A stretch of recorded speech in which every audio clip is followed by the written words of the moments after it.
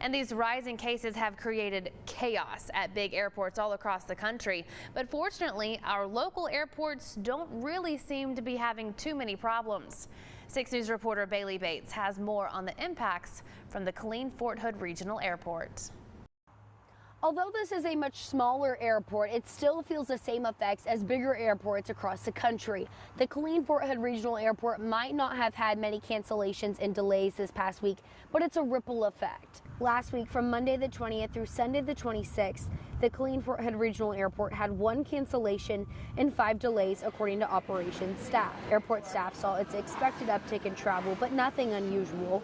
That's not the reason for the grounded planes. Major airlines say they're having issues with staffing due to sick calls and COVID-19 cases, making it hard to follow scheduled flights, forcing them to cancel and delay thousands of flights nationwide. Mike Wilson, Executive Director of Aviation for the City of Killeen, says the pilot shortage that's been around for several years can be seen this past week. When the COVID surge hit, then it took its toll on the industry.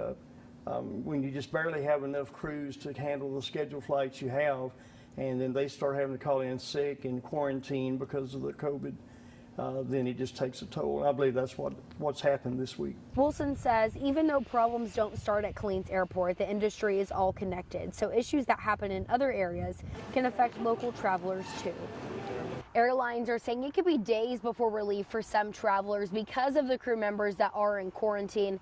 The good news is the CDC just limited the days of quarantine from 10 to 5 days. Reporting in Killeen, Bailey Bates, 6 News. All right.